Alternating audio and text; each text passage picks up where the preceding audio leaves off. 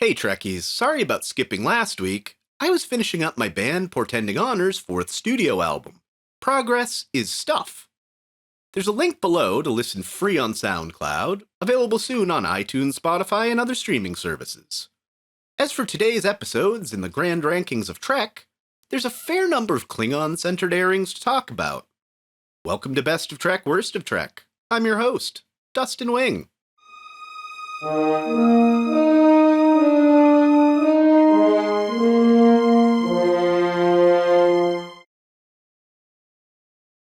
We start with an absurdly long title at 462, Love. Or, Looking for Parmak in All the Wrong Places. In a Trek soap opera that's worth a watch, we're reintroduced to Quark's former Klingon wife, Grilka.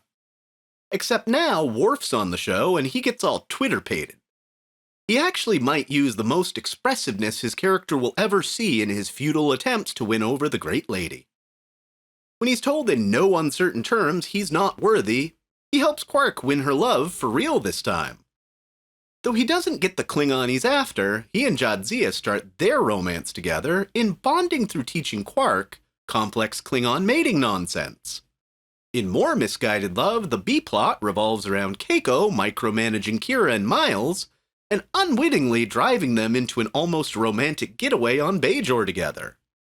Miles and Kira actually make a cute couple.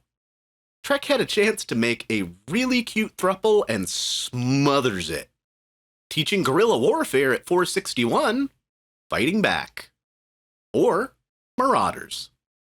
This is a perfectly mediocre episode with a classic Trek plot.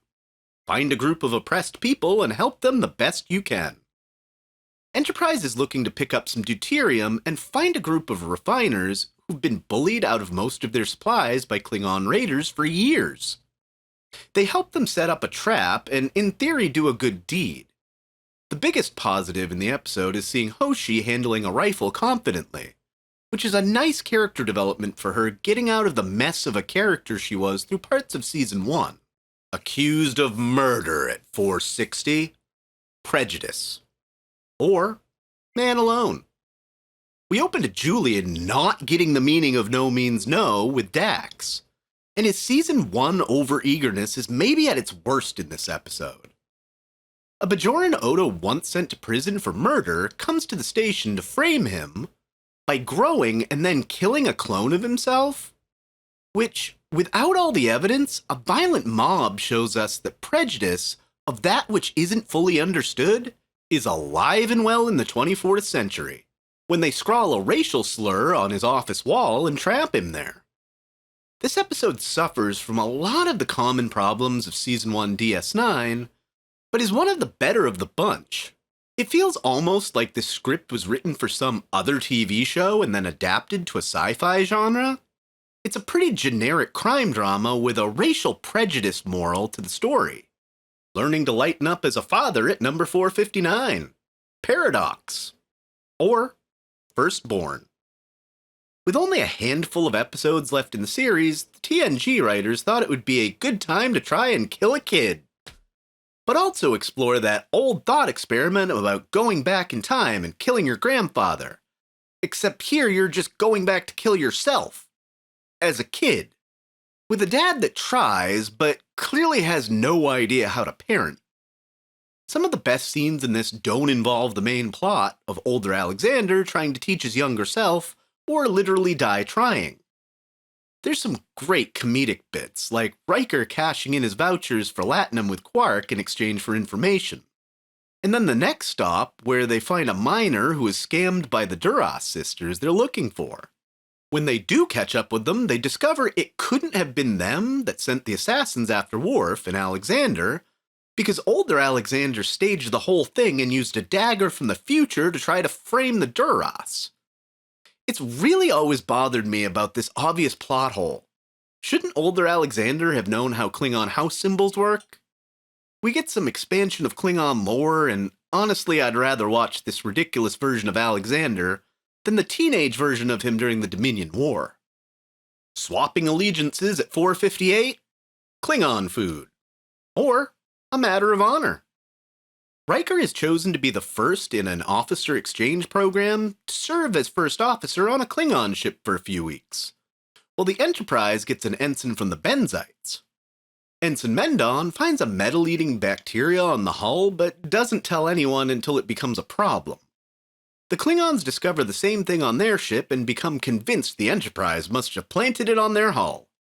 I get it, the Federation and Klingons are the ultimate frenemies, but without just communicating with the Enterprise, they decide to cloak an attack. Thankfully, Riker takes out the captain and diffuses the situation. Like the episode preceding it on the list, the only thing really holding this one up is Klingon lore. It brought the viewers up to date with the race for not the first time in TNG, but the most significant look at the culture up to that point. There's some chuckles to be had, but also a bunch of conflict that feels really contrived. Losing another shuttle at 457, taking it personal. Or maneuvers. With the help of Seska, the Kazon conduct a raid on Voyager to steal transporter technology. Chakotay takes it personally and upon himself to go on a shuttle mission to destroy the tech they stole without endangering anyone on Voyager. With the actress playing Seska pregnant, it's written into the story of the season in a really bizarre way, where she impregnates herself with Chakotay's DNA. Though it turns out that didn't take, and it's not his kid in the end of the season. But this is just an extreme violation of his person. Sadly, this is one of the better things the writers ever gave Chakotay to do. It's not great, but has a few comedic overtones and a solid story that move from start to finish. Doing a project just because you can at 456? Bonding. Or explorers. Ben gets plans for an old Bajoran light sail craft, and decides for no apparently good reason to build one just to see if it was really spaceworthy. He gets Jake to go with him on the trip, and the two get some nice father-son time, where Jake shows us the draft of his first story. Basically, technobabble that accelerates the craft to light speed, and they end up in the Cardassian system. This episode as a whole is a feel-good time waster, but how did they get the next system over at warp for just a few seconds? More than that, unless inertial dampeners are built into the artificial gravity unit Sisko installed off Blueprint, they should just be stains on the bulkhead like the Jem'Hadar in the ship. The way the craft is lit is a refreshing change from the dark, absorbent surfaces we normally see. This is a decent use of 90s CGI. There's a throwaway B-plot about Bashir meeting with the valedictorian from his graduating class, where we get to hear about the pre-ganglionic fiber a few more times. The original draft of the script had Miles O'Brien constructing the ship, which I think would have been more in character with the series, but the father-son bits that it led to basically saved the episode from being ranked lower. Forced to deal with fate at 455. Will the real emissary please stand up? Or Accession? Yep, I'm putting the two Bajoran Lightship episodes together. Why? Because they're both mediocre for different reasons. While this one does actually have some good pieces of series arc being moved forward, it's as a whole a Bajoran religious nightmare that somehow doesn't include Kai Wynn, other than a name drop. When a Bajoran light sail craft gets spit out of the wormhole with a 200-year behind-the-times Bajoran poet claiming to be the emissary, Ben jumps at the chance to abdicate the title. But by the end, this is the episode that really cements his place as emissary, after 4 seasons of merely dealing with the title. The new emissary wants to take Bajor back to a caste system where you're allowed to kill someone that's below you for sitting at your seat or whatever.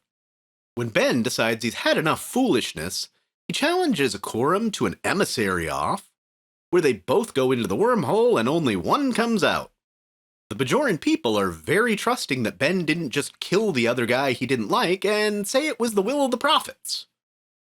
This is the final appearance of Kai Opaka in the show. Oh, and by the way, Miles, your wife has been away for the past year and she comes home pregnant. There's some math to be done here. Just as trusting as the Bajorans of Sisko. Losing time at 454, failed mission, or Twilight. Here's one a lot of people enjoy, and I'm not quite sure why. It's not bad, but Archer roaming the ship in his shirt off feels like a classic Scott Bakula ploy. This is basically the plot of the Adam Sandler movie 51st Dates done worse, where Archer wakes up 12 years in the future and remembers nothing due to a pathogen he contracted. With him unable to complete the Xindi mission, Earth gets destroyed and the few remnants of humanity are being wiped out by Xindi death squads. Enterprise is still around, and they try using the warp core to cure Archer so that maybe time can be changed if his temporal pathogen is eliminated. It's one of those episodes where it never happened in the end. Changing the fabric of the universe at 453? Going in circles. Or twisted. Kes finally turns 2, and Neelix can't wait to be a jealous creeper through most of the episode. The ship comes in contact with a strange anomaly that reconfigures its geometry and sends characters roaming the corridors for hours. This episode must be the most extensive use of corridors across Voyager's run. Wandering for absolute and total filler. The eerie tone of this disjointed episode is interesting at times. Interesting anomaly, not so interesting random microplots, like the Doctor getting caught up with Sandrine's holo character, and a problem that can't be overcome no matter how many times they try different strategies. Turns out they didn't have to do anything. The anomaly passes them by and things go back to normal. It was apparently another race's way of communicating. They leave a bunch of information in the ship's computer that we'll never bring up again. Purely mediocre Trek with an interesting anomaly. Computer. That program is available. Thanks, Majel. Majel. Thanks, Majel. Majel. Generator ready. Thanks, Majel. Initiating scans.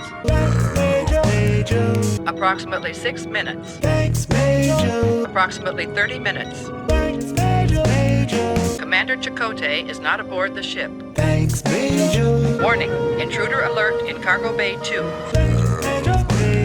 Program initiated. Enter when ready. Thanks, Majel. You feel all is lost and you're drowned by the tide. Cats break loose in the darkest hour. We'll meet our fate. Couldn't ask for more. You dare not be late. When the never.